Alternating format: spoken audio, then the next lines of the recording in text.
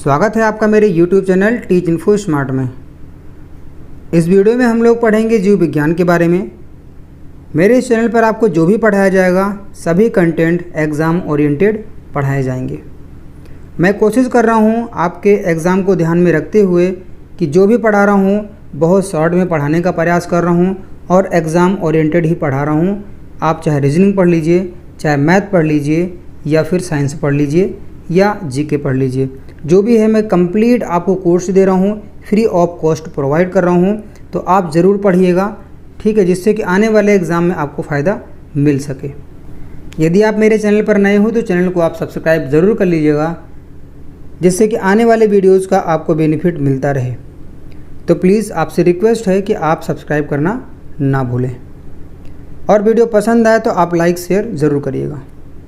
1 number देखेंगे, लिखा हुआ है लार स्टार्च के पाचन में सहायक होता है। तो ध्यान रखिएगा, जो लार होता है, लार क्या होता है भाई? मुंह में जो पानी आता है ना, वही लार है। चावल उबल रहा हो तो ऊपर देखिएगा, जो उसका उबलते हुए जो ऊपर लिक्विड निकलता है ना, पानी निकलता है, वही होता है स्टार्च। हिंदी में इसको मंड बोलते हैं, मंड, ठीक है, मंड बोलते हैं, ध्यान रखिएगा हिंदी में, ठीक है। तो लार जो है वो स्टार्च के पाचन में सहायक होता है, ये ध्यान रखिएगा। आगे लिखा हुआ है सेकंड में, एटीपी ऊर्जा की इकाई है। जो एटीपी है वो ऊर्जा की इकाई है और एटीपी का जो फुल फॉर्म होता है वो होता है एडिनोसिन ट्राईफास्फेट। ध्यान रखिएगा, एडिनोसिन ट्राईफास्फेट होता है, कई बार एग्जाम में आ चुका है और आ भी सकता है कभी भी, ठीक है, तो ध्यान से पढ़िएगा।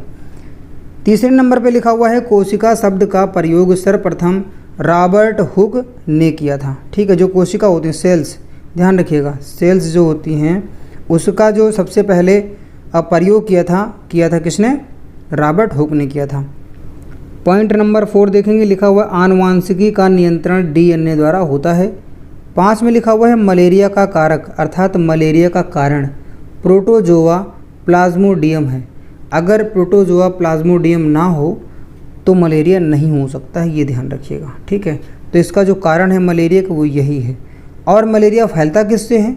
लिखा हुआ है 6 नंबर में, मलेरिया रोग का संक्रमण जो है वो मादा एनोफिलीज मच्छर के काटने से होता है, ठीक है। मादा मच्छर से होता है, ये ध्यान रखिएगा, यहाँ पर लिखा हुआ है।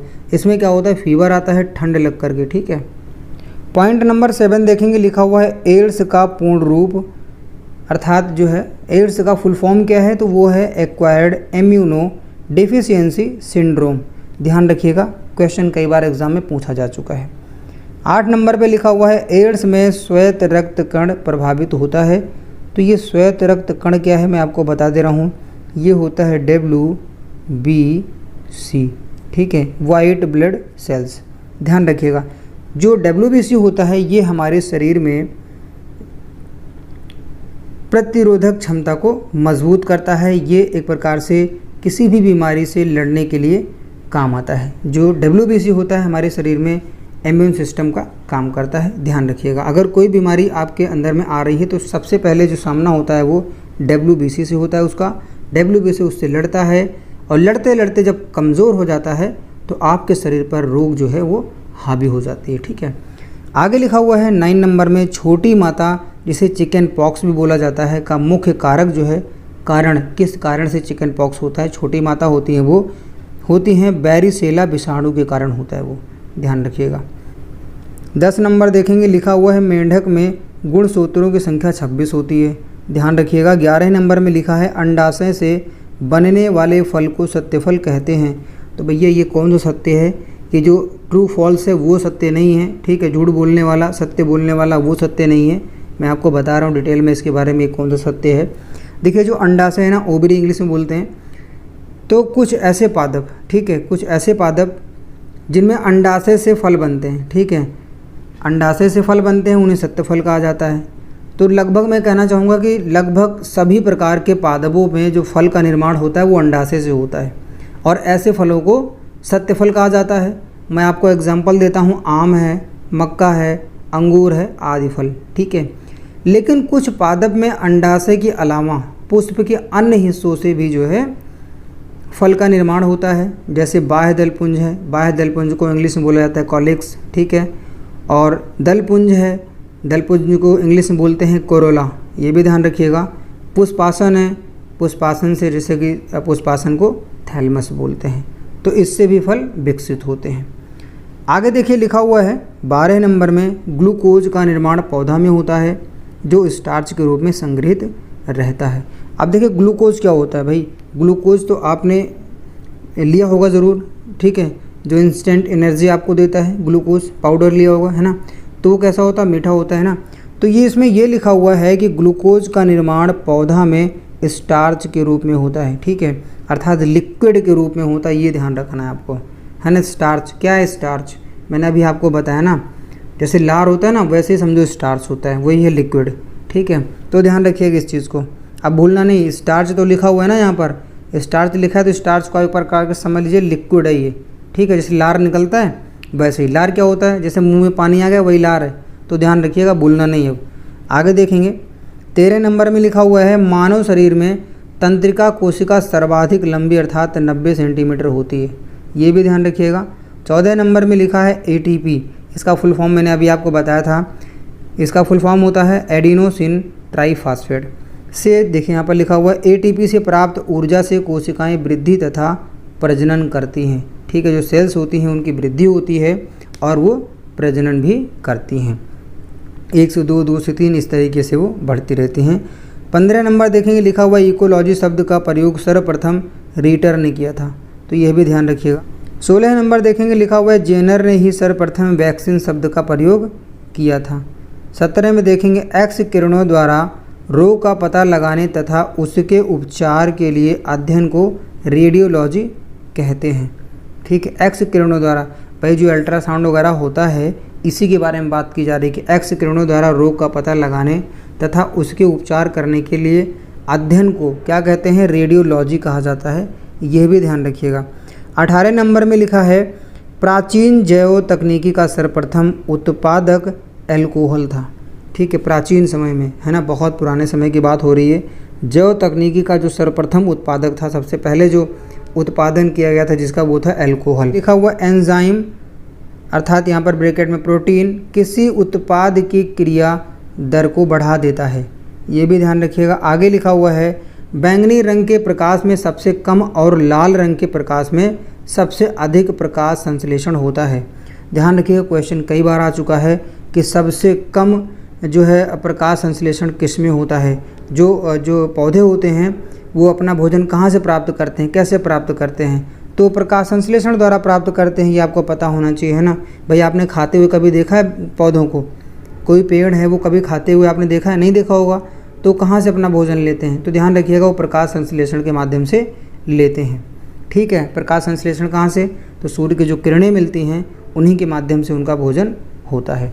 तो ध्यान रखिएगा बैंगनी रंग के प्रकाश में सबसे कम और सबसे ज़्यादा जो होता है वो लाल रंग के प्रकाश में होता है प्रकाश संश्लेषण।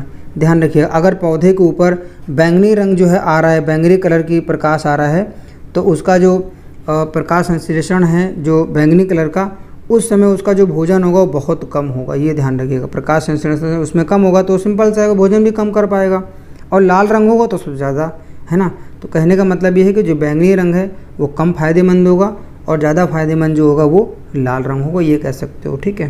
क्वेश्चन नंबर 21 देखेंगे लिखा हुआ है वृक्क से प्रति मिनट औसतन 1200 सीसी रक्त प्रवाह होता है। तो वृक्क क्या होता है, वृक्क होता है किडनी। तो अब आप समझ गए होंगे कि किडनी से प्रति मिनट औसतन जो है 1200 सीसी जो है ब्लड रक्त है ना, ब्लड प्रवाह होता रहता है, ये ध्यान रखना है। 22 नंबर में लिखा हुआ है सबसे छोटा गुणसूत्र कवकों में। कवक क्या होता है, कवक जो है आपने देखा होगा बरसातों में जो है गंदगी जो है, जहाँ गंदगी ज़्यादा होती है ना वहाँ पर ये होते हैं। तो आपको ध्यान रखना है जो कवक है, कवक का जो गुणसूत्र होता है वो सबसे छोटा गुणसूत्र होता है कवकों में। और आगे लिखा हुआ है सबसे बड़ा गुणसूत्र ट्रिलियम पौधे में होता है, ठीक है। तो जितने भी मैंने क्वेश्चन लिए सभी बहुत महत्वपूर्ण क्वेश्चन है, बहुत ध्यान से पढ़िएगा। आगे लिखा हुआ है 23 नंबर में समसूत्री विभाजन कायिक कोशिकाओं में होता है। अच्छा मैंने आपको पहले बताया भी है, अगर आपको नहीं बताया तो मैं फिर बता दे रहा हूँ कि समसूत्री विभाजन क्या होता है। मान लीजिए ये एक कोशिका है और इसके जो गुणसूत्र हैं वो 46 हैं, ठीक है। तो अब जब ये कोशिका टूटेगी, इसका जब विभाजन होगा ना, तो मान लीजिए 2 टुकड़े में इसका विभाजन हुआ, ठीक है। तो ये टुकड़ा भी 46 होगा और ये भी 46 होगा, ये होता है समसूत्री विभाजन, ध्यान रखिएगा, है ना।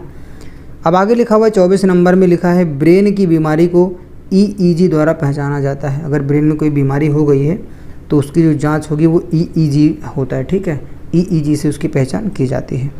25 नंबर देखेंगे, लिखा हुआ है अल्जाइमर रोग में मानव शरीर का मस्तिष्क प्रभावित होता है। बिल्कुल प्रभावित होता है। अल्जाइमर जो बीमारी है इसमें क्या होता है, याददाश्त की कमी हो जाती है।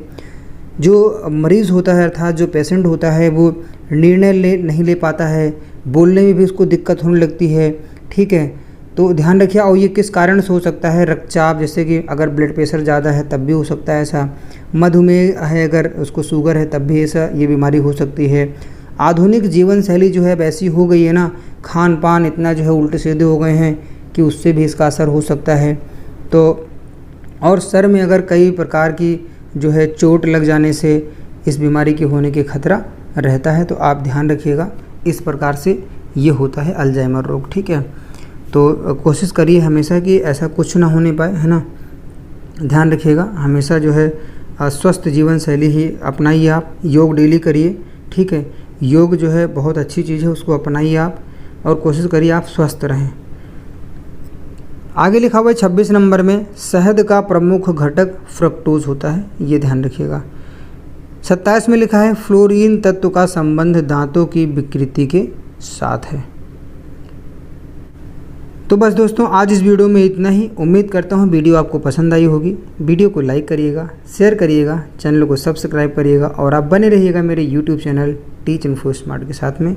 दीजिए मुझे इस वीडियो में इजाज़त। मिलता हूँ मैं आपको नेक्स्ट वीडियो में नेक्स्ट कंटेंट के साथ। तब तक के लिए नमस्कार, धन्यवाद।